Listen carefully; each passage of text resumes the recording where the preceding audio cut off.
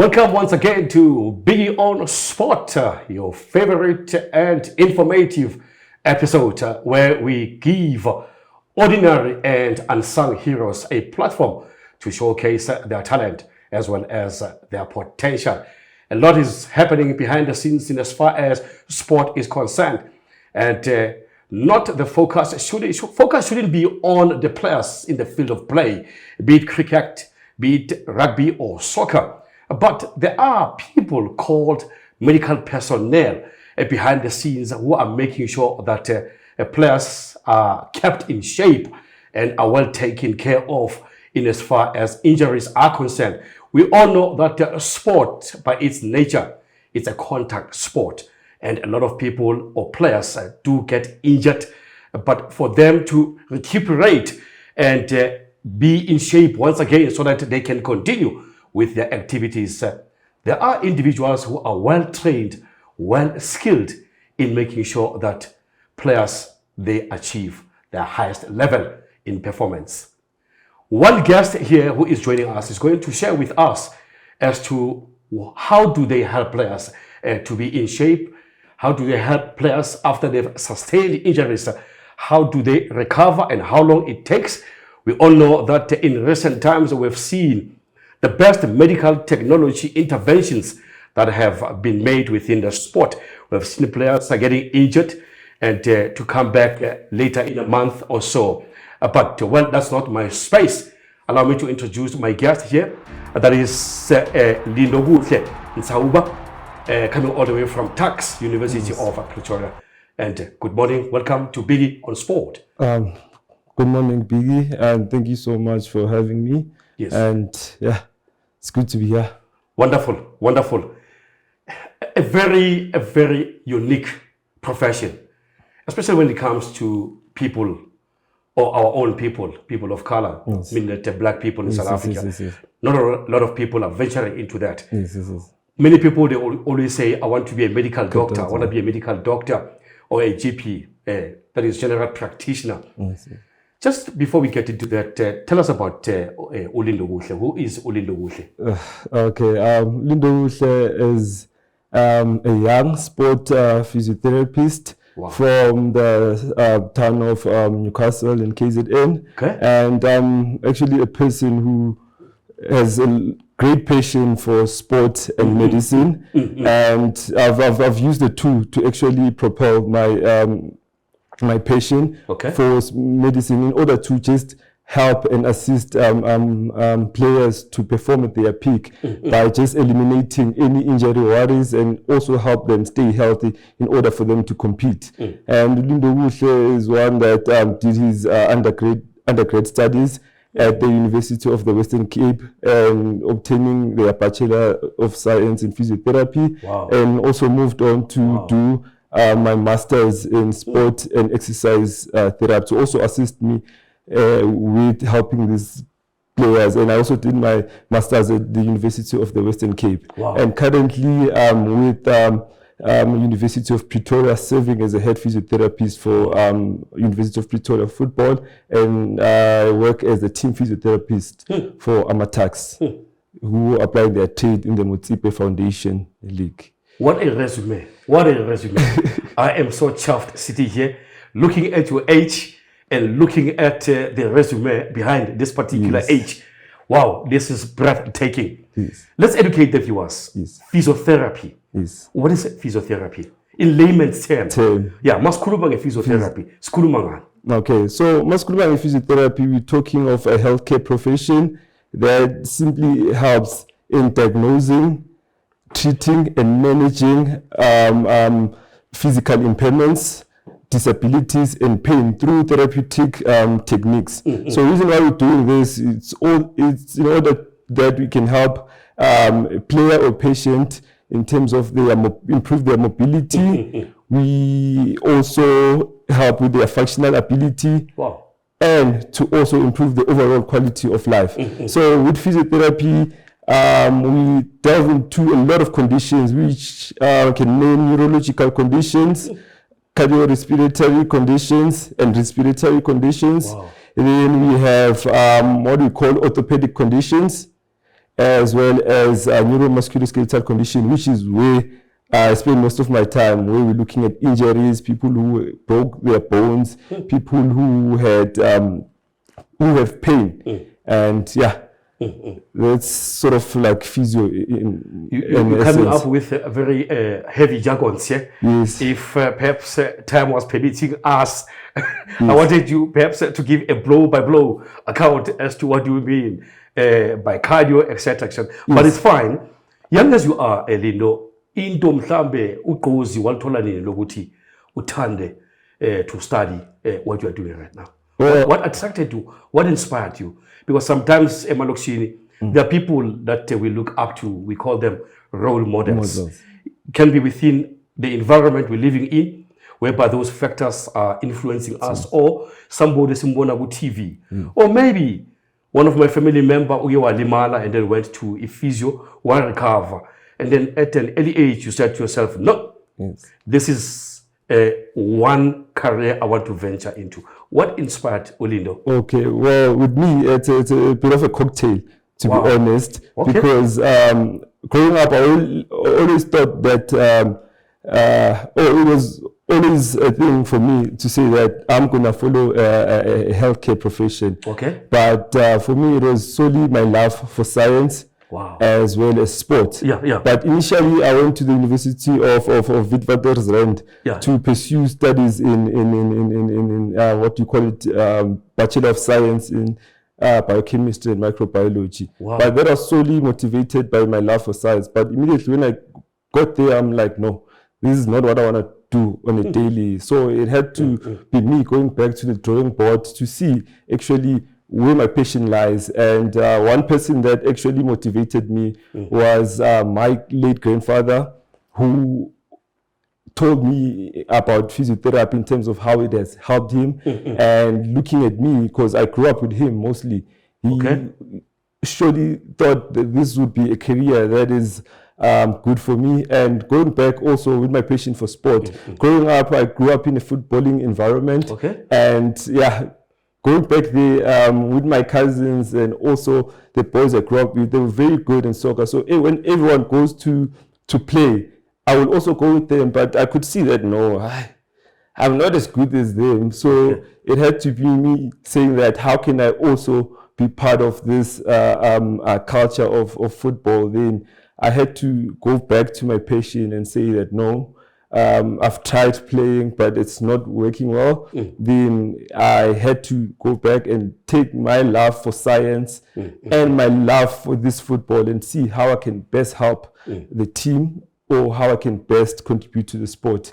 And that's where physio came in. Then I remember looking back, watching football, there will always be that guy who goes inside with the bag to assist. Then I'll be like, no, I want to know what that guy does. Maybe perhaps I can sit on the bench and do what he does. And I think that's where the love really became stronger, and it developed up until I got my result and doing my first year, and I said, no, there's actually a profession that will allow me to be in the field of play. So it was sort of fusing both the love for medicine, science, and the love for sport, and in this case, soccer mostly.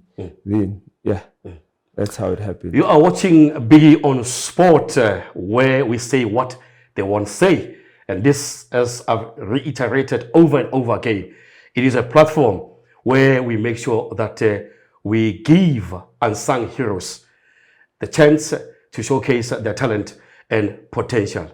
What does it take to become a physiotherapist, briefly? Because this is quite scary. This name it's very intimidating. It's so intimidating. Does it take a special kind of a person to say, I'm going to move in this terrain and become a physiotherapist? Thank you for the question. It's a very good one. And personally, I really don't think so, because we know that for one to be in the healthcare setting, one needs to have passion to assist, or have passion for healthcare, and also have a strong desire to help and assist people. but I don't feel like it's a career that is limited to a chosen few. I feel like if someone has the right mindset, they have empathy and have dedication, they can do well in the career of physiotherapy, because it's a career that needs it has a lot of learning in it. It needs resilience again, and the ability to adapt. So with physiotherapy, as long as you invest time in your understanding to develop a lot of skills, you'll surely do well in physiotherapy. It's ultimately, it's a commitment that one has to patient care as well as their overall personal growth. Then you're surely going to do well. It's not about talent. As long as you are committed to improving on a daily, you'll surely do well in physiotherapy. I'm sitting at home watching this episode as a youngster, and myself, I'm fascinated by that man who gets into the field whenever there is an injury picked up by a player. I'm inspired. What are the subjects that I need to look at for me to be eligible to study as a physiotherapy? Okay. Like going back to what I said, first of all, you've already developed the patient and the right mindset. You want to be on that field. So you just need to make sure that in high school, when you get to grade 10, you choose the scientific stream, whereby you take your physics, you take your life sciences, you take your mathematics, and you take the other packages. But the most important one will be your life sciences, physics, and mathematics. Then from pure mathematics. Yes, and pure mathematics. Emphasize that. Thank you so much. And pure mathematics. Then you need to work hard. In physics, you really need to work hard. Then make sure that you obtain at least a bachelor pass in your matric. Then you can now stand a chance to enroll in a university, to stand a chance to study physiotherapy. Lindo, you started off your career working with various institutions, obviously. Yes. You and I, we spoke of the record that you've worked with Sol Plaatje in the Northern Cape, etc., and many other institutions of higher learning as well, until actually you went to UP, where you are right now. And putting together that with your resume, tell us more, what has been the experience working, because looking at your resume as well, you spoke about having not worked on football or with football athletes only. You have worked with other athletes in other sporting codes, cricket, rugby, etc., etc. Just share with the viewers. I've had the opportunity to delve across many institutions in South Africa, of course, and did that with different sporting codes. So for me, the main idea or the main motivation for me was that I wanted to bridge the gap between semi-professional and professional, and I just wanted to.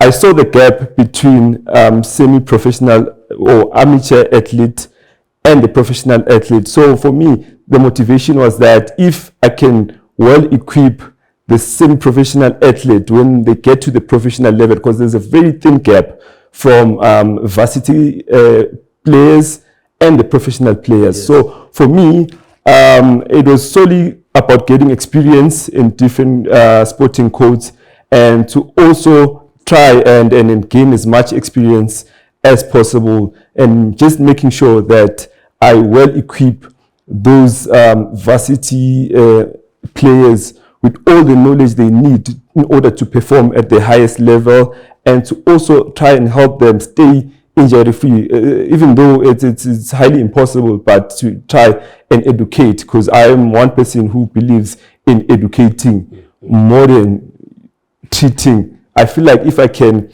help equip those players with the education that they need to assist themselves, then I would have done my part. And it's been a great journey, because I've seen many of those athletes coming from university. Unfortunately, in South Africa, we have USA, where they play in different sporting competitions. They have varsity cup and all of that. I've seen players that I've worked with during those competitions, and they are now playing their trade professionally. I can name guys in rugby who went from varsity competitions. Now they are playing their trade in Super Rugby, in the professional world.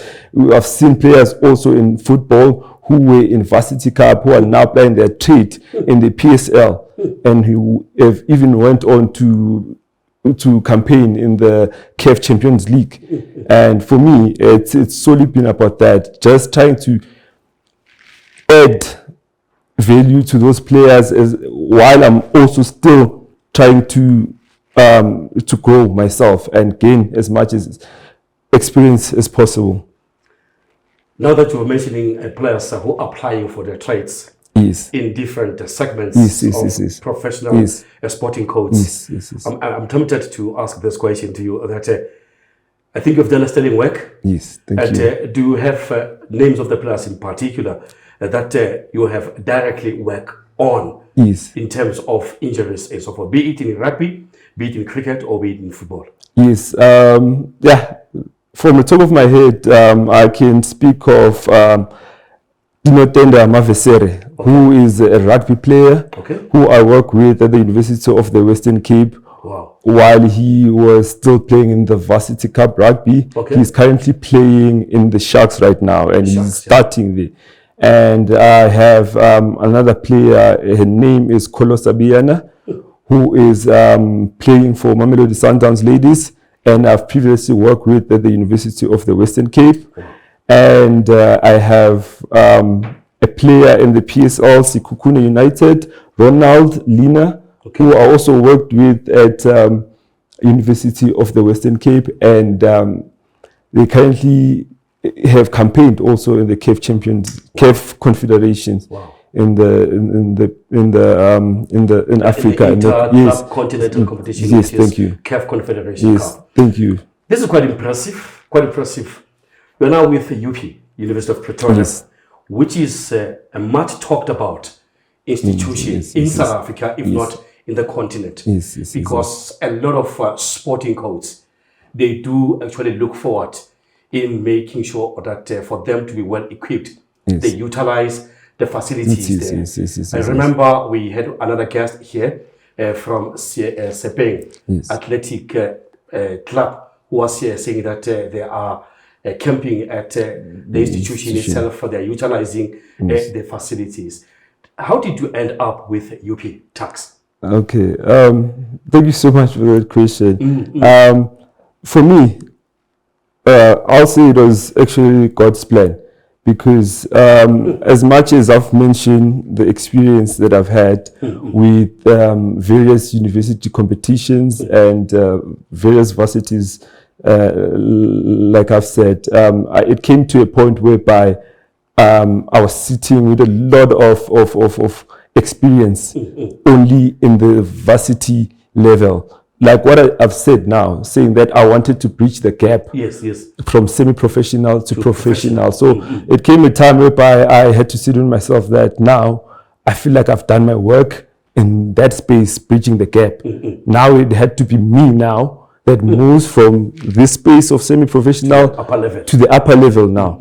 So I got a chance, and as you know, it's also the same thing with also the athletes. It's always difficult to move from that semi-professional level to professional level. So with me again, it had to be a situation whereby now I look for opportunities. I knocked on various doors, continuing asking in terms of people who needed experience or my expertise. So it is a situation whereby now I didn't have any more doors to knock on, and there was one last door whereby I knocked on the door of the previous head physiotherapist at Tuks, who was Sikwela Siroto, who's currently with Yanga SC in Tanzania now.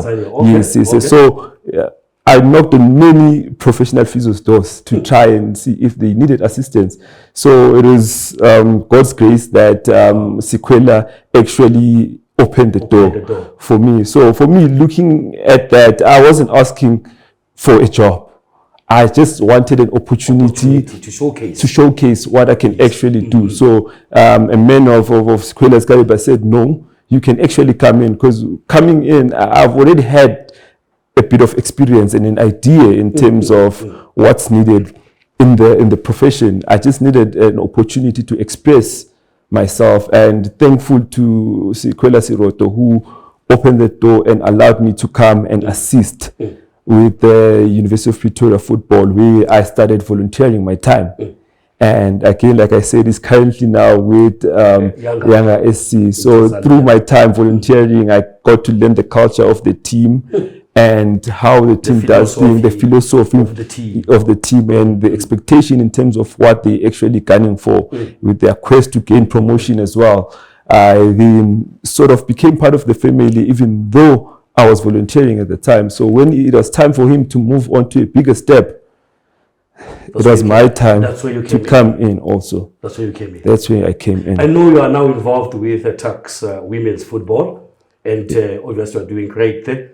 But if the big three were to knock at your door and poach you, will you jump the ship? The big three I'm talking about, obviously in football, Orlando Pirates, Kaizer Chiefs, Sundowns, etc., etc. Well, I know putting you on the spot in this one. No, for me, again, it goes back to what I said, the commitment to personal growth. And for me, I feel like growth should come in stages. Okay. I'm at a stage where by now I'm still trying to establish myself. Okay, find my feet. Yeah. Because now I just recently came into a space whereby now I'm now in a professional space. I'm still understanding the pressures and the demands of a sport physiotherapist in a professional space. So for me, later in life, maybe yes. Anything is possible.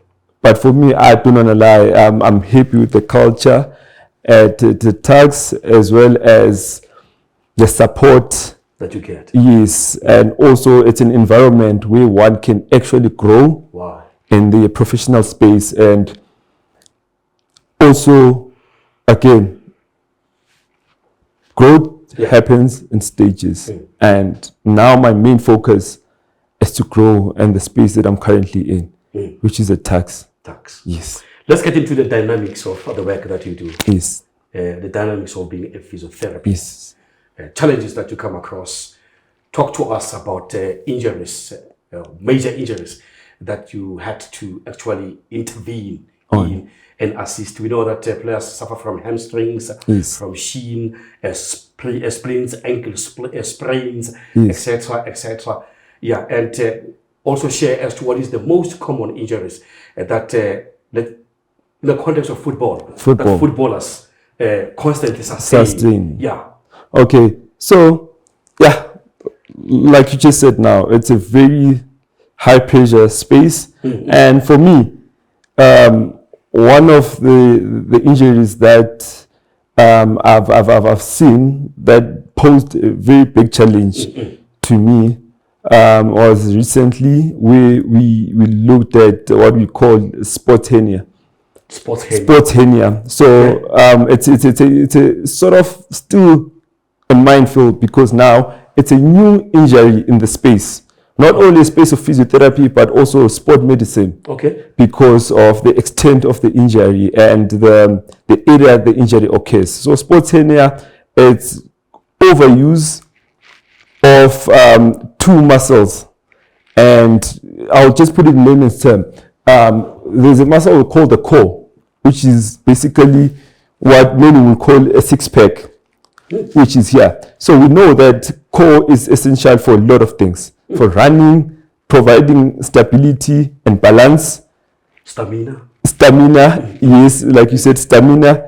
In sport hernia happens where two muscles meet.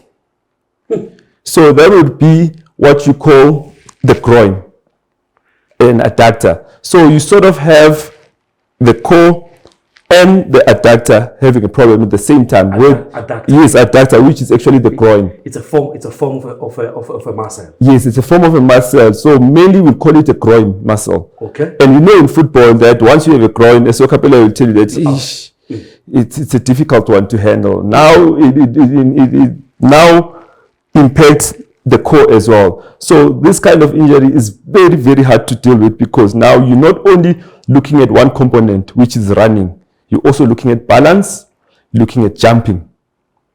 And those are very essential. Just to interrupt you, does it affect football players or across the sporting body? Yes. It affects across the whole board, because now there's sporting codes that greatly challenge those two specific muscle groups, like your baseball, softball, what do you call it again, cricket, as well as tennis, because they involve a lot of movements where you're swaying your body. Yeah. So you greatly challenge you. Yes. That is your waist, yeah. Yes, your waist. So in football, it becomes prevalent because now you enter another component, which is a lot of kicking and a lot of running. Okay. So with footballers, there's always a problem whereby they come with wrong techniques when it comes to kicking. Whereby when you're kicking, you still employ your groin to kick, then you work mostly here on your core, then you're moving it. Wow. So it becomes a problem, because without those components, you cannot play. So that one solely needs a lot of rest. And with football, it's very hard for you to say now your best player needs to rest for a long time. There's money that needs to be made. There's promotion that needs to be gained. Okay. Lindokuhle, you were unpacking to us about the muscles that are being affected, the core muscle and adductor muscle. I don't know if my pronunciation is correct. Yes, no, you're spot on there. Yeah, exactly. Yeah, you're reflecting on that as to how these muscles, if I may put it, lack of a better word, they're being abused. They're being abused by sportsmen and women, irrespective of the sporting codes, be it cricket, rugby, soccer, and so forth. Yeah, go ahead. Yes. So, like I've been saying, so for me, it's a big thing, because now those are the most hardworking muscles when one needs to participate in a sporting activity. So if those muscles are not well conditioned in order for them to take the demands of the sport, then you're asking for a problem there.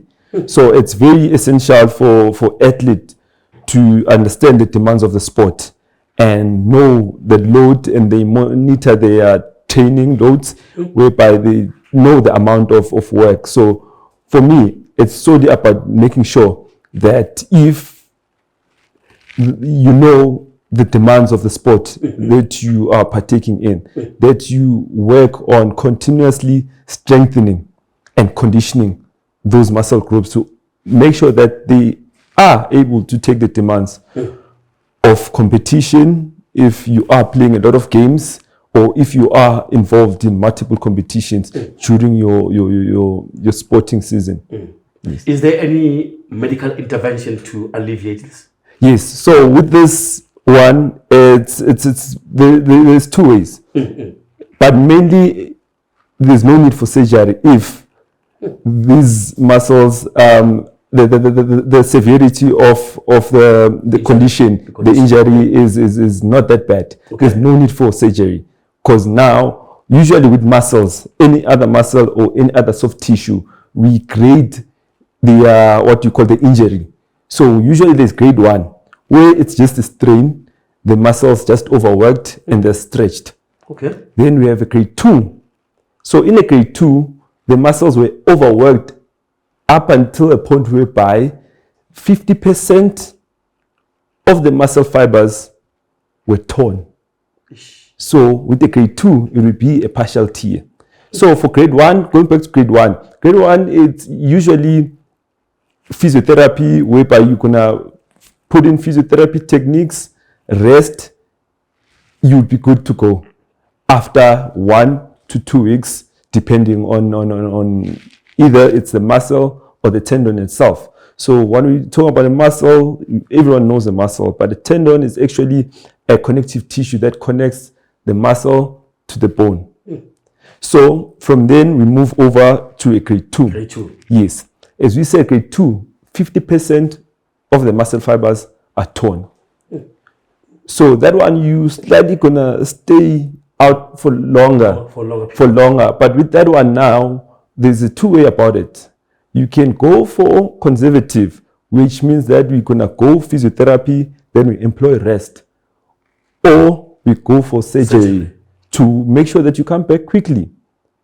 So the medical team, when that situation happens, they need to engage amongst themselves which one would be the better option, depending on the severity of the tear, like I said. Then we have a grade 3. Grade 3, you'll definitely be out for longer, and there will be a need for surgery because that whole muscle is torn. Any chances that you might come back, especially let's look at grade 2 and grade 3. Obviously, that's where surgery is being applied. Any chances that you might make a comeback and be what you were before you sustained this injury? Okay, thank you so much for the question. So again, with grade 2, the reason for surgery may be two ways. It may be that we want to fix the muscle where it not ruptured, where it was partially torn. Or the muscle has grown back to its original form. But how it happened, it was in an irregular form. Okay. So the surgery will be needed to try and smoothen the muscle. We call that debridement. Whereby now we're just going to level it and make sure that we fix it so that there's no other complications. Right? And then with enough physiotherapy and enough strengthening and conditioning from the bio or the sports science side, you are going to come back stronger. Then also with grade 3 again, after surgery and that muscle has been fully restored through surgical procedures, and then you do your physiotherapy again. Then after doing that physiotherapy, doing strengthening and just making sure that you improve the quality of the muscle and you try and restore function, then you'll move over to strength and conditioning with the bio again, as well as the sports scientist. And then just to make sure that the muscle regains its original form and condition, then you'll be good to go and you won't have any problems of trying to re-injure it. So again, it's very now important for the player who was injured to continue with the rehabilitation protocol after they've moved back after injury, so that they don't have the same injury again. Because that's one thing that we'll always have a challenge with, that someone was out and then they got their physiotherapy and they got their strengthening and conditioning. But now, once they feel like, no, now I'm flying, I'm back to playing at the level I was playing at, now I'm all good. Because one thing we know is that the muscle that had a problem becomes poorly conditioned when you're no longer playing. As much as you can regain the strength again, but you still need to make sure that you continue with that extra work, and then you do listen to your physio. Wow. And continue. Let's talk about legs being broken in the field of play by another player to another player. We once had a player called Dan Malisela. He used to play for Orlando Pirates back then as a captain. I don't know if you're aware of him. He's currently the coach of Marumo Gallants. Back then, he had a contact with the then player called Steve Sikano of Moreka Swallows. It was a serious injury. Fast forward, we had Dylan Shepard as well. He sustained, he was playing for, I guess, if I still recall, Wits University. He sustained a broken leg. And then fast forward, not long ago, I think a few months ago, we have Bernard Parker, striker, former striker for Chiefs. He's now currently playing for Sekhukhune, or he's an assistant coach to Sekhukhune United. These players, they seem to recover quickly. Educate us. What are you guys doing on these players to recover so quickly? Okay. Again, thank you so much for the question. And so one important thing about the question you asked is broken leg. Broken leg is? Yes, broken leg. But they come back and play again. So with a broken leg, it's usually what we call a fracture. Okay. A fracture. So in a fracture, it's when the bone is broken. Right? So when the bone is broken, these stages the bone goes through to order to reform and realign again. So again, one thing that you said is that... Sorry, irrespective of age, it doesn't matter how old you are. With the broken bone, it actually matters. You just went to where I'm going now. Okay, okay. Yes. Okay, so that's where physiotherapy, is also the medical side, teaches us, is that with the healing of the bone and the healing time, it solely depends on factors such as healing factors. In physiotherapy, we have what we call healing factors. Okay. So again, you just mentioned age. Yeah. So with age, it's always going to take time for a bone to heal. Because once you're at that age, your body is no longer employing the same healing factors.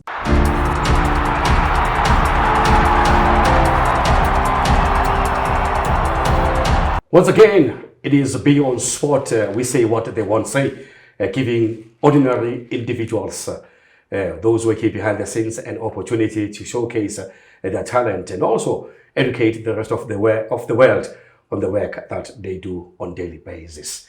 You are touching base on the factors that actually contribute to one healing after they've actually sustained a fracture or a broken bone. Yeah, just reflect more on that. Yes, so the first factor that I mentioned was definitely age. So older players will always take more time to heal than the younger players. Wow. Yes. Then again, it will go with the type of fracture that they actually sustained. So when you're looking at the type of fracture, how bad was it? So with that being said, then the medical side will obviously go as far as checking the what we call ORIFs or external fixation, so that we know how we put back the bone. Wow. Yes, because how the bone actually broke will tell us how soon it's going to heal and the type of fracture. So if the bone was in puzzles, you're obviously going to take time than someone who had just a bone breaking like this, because you can easily just put it back like this. When you say puzzles, are you guys picking up those pieces? I'm talking about that as well. Wow. I've never seen it happening in football, but it happens. Wow. That now the bones are everywhere. Then that one's definitely going to take time because of the type of management that you're going to have. So in football, most of the fractures, they don't go that direction because of the kind of, we call it mechanism of injury, how it actually happens. So usually in football, it's high starts. It's high starts coming in. Then that's when it's going to be easy. Then also the management that's being done, it's either now they're going to try and put maybe what we call an ORIF, which is just a metal steel screws and all of that to just make sure they put the bone in position. Another thing that is a very huge factor, especially in sports stars, it's diet. I was about to ask you a question. Somebody once said, sorry to interject. Yes. When we see players having muscle pull. Yes. I don't know, am I correct? Muscle pull or hamstring? Yes, it's muscle strain. And muscle strain. Yes, they say it's due to poor diet. Yes. Are they correct? Yes. So again, I think maybe diet might, if everyone you say diet, they think of eating. Okay. Yes. Remember now, diet, it's also what you're putting in. Okay. So what you're drinking. Okay. You understand? So one thing that is always essential for sporting stars is that they really do need to take care of their nutrition. So we're looking at hydration and refueling. So obviously that's when you need now to make sure that, because when you're running and you're playing, you lose a lot of nutrients as well as what we call electrolytes. Okay. So it's very important now that you replenish what you're taking out. You understand? Okay. So players one of the risk factors for muscle pulls, muscle cramps, it's definitely bad nutrition practices whereby you don't replenish what has been removed from your body through sweat. So for me, you'll have players who get cramps, then they ignore those cramps. So when the cramps happen, it means that your muscle will be in constant contraction, which means now it has lost its ability to relax and move. Okay. And with sport, you need to move. You need to move. So when those electrolytes are no longer there, so you've lost that contractibility to move and be smooth. Then it's easy. Now the ball goes there, then you want to quickly run for that ball. Yeah. But the muscle was not in the capacity to do that, to stretch. Wow. Then easily what happens? You pull it because the demands were not met. Then you find yourself outside. Yeah. We are heading towards to the end of this conversation. Yes. And not much we said about tax itself. Yes. And I did mention when we started that you find yourself in a very good space, yes, especially working for an institution of this one. Yes. And a lot of teams, irrespective of sporting codes, they are looking forward in actually utilizing the facilities down there. Yes. How has the experience been for you, especially working for tax women football? Okay. I also work with the men's football. Okay. Yes, just being a head physiotherapist for the not AmaTuks, but the head physiotherapist for tax football. Okay. Where we have different structures underneath the women's football. Okay. Then the AmaTuks soccer team. Then we have the academy as well. The academy. I also work in terms of facilitating all the physiotherapy service across all those structures. So it's been a great journey for me so far, and we know that University of Pretoria, they pride themselves in indeed, yes, in offering the greatest support to their athletes, and also making sure that they develop those young athletes to make sure that they become flag bearers. We've seen also in the Olympics. Exactly. The number of part of that. Yes. As I mentioned here, yes. Sepeng was here. He's from the Olympics. Yes. With Bayanda Walaza was here. Yes. Bayanda Walaza says they were training down there, etc., etc. Yes. Yeah. So it's something good that they're doing, and it also goes to people who've been there before, and in terms of just making sure that they do spend that money in making sure that they develop the structures they have, and also investing a lot of money in making sure that those resources are there. Because for me,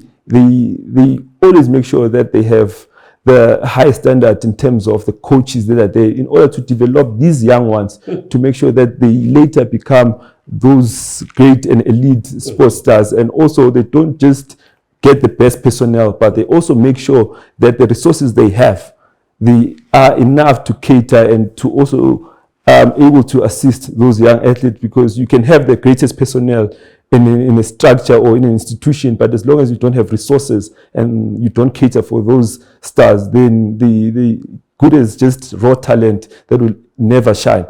So one thing that they do so well at tax sport is that they give those, those resources and those facilities that are also enjoyed by many other sporting institutions. And for me, it's a good thing, because I get to be in an institution whereby now, with that personnel that's there, I get to also grow on a personal level, because I get to engage. We also have Semli Sport, where it's a sport medicine institution that really helps, and they've partnered with the tax sport to just make sure that all those athletes, they get the best medical treatment possible. And for me, being in that institution, it means that I'm also get to utilize those resources. And for me, it's sort of the best thing to ever happen to someone like me, who's interested in the latest research and also interested in just advancing this what do you call it, this sporting field of medicine. Yeah, I wouldn't agree with you more, because the level of professionalism coming from that institution is of the highest quality. It's out of this world. As I was prepared for this interview, engaging with your communication officer, Per, you could tell that things here are done orderly and accordingly. Yes. There's a lot of opportunities behind the scenes. There's what I may call stereotype syndrome about a lot of football players. Yes. They think, I'm going to play football. After playing football, I want to become a coach. Yes. But in recent times, there are so many opportunities. You've got your football game video analysts. Yes. We've got people such as yourself, physiotherapists. Yes. We call them, we got, is it measures or measures? Measures? Masseuse, physiotherapists. Thanks for that. We have such individuals as well. Yes. Talk to young people at home about the opportunities behind the scenes. Rather for them focusing on playing football in the field and also moving out to become coaches. What more can they do? Yes. Thank you so much for the question. And I'm reminded of one of our players, Thabo Mnyamane, who was who was our player at AmaTuks, and he went on to venture into video analysis. She's with the under 20, the under Banyana, I guess. No, he's with is it AmaChita? Yes, he's with AmaChita right now, and also applying his trade at the Pretoria Premiership team, Sikukune. Yes. Yes, and so for me, what I can say to the viewers and also those who are still coming up, who want to find themselves in the footballing space, there's a lot to do. There's a lot to do, and not everyone is going to be a coach, and not everyone is going to be a player. Yes, and not everyone is going to be a player. So for me, what I can say is that if they have passion for the sporting, not the sporting, but the footballing sport, and you can see that you cannot make it as a player. There's much that they can do in order to find themselves in that space, because again, as long as you have the right mindset, like I said, and you have the passion, you can always find something to do, because we have things like what you've just said, video analysis, whereby for me, it's sort of for those people who have the passion for analyzing the game, who are good at just being behind the scenes and just analyzing the game and providing that support. Then we also have what I have right now, which is physiotherapy. As much as they still need to work hard academically to achieve that, I've seen also the guy I just mentioned who gave me the opportunity, Sikwela Siroto. He actually started as a footballer. Wow. He started as a footballer, and he also played at Tuks at the SAP level. And yes, he ended up being a physiotherapist. So it is possible for one to actually do that. And there's also masseuse, whereby you just help support the players in terms of just making sure their bodies are well refreshed and they're able to take on demands of the game. And there's a lot of other opportunities. And we also have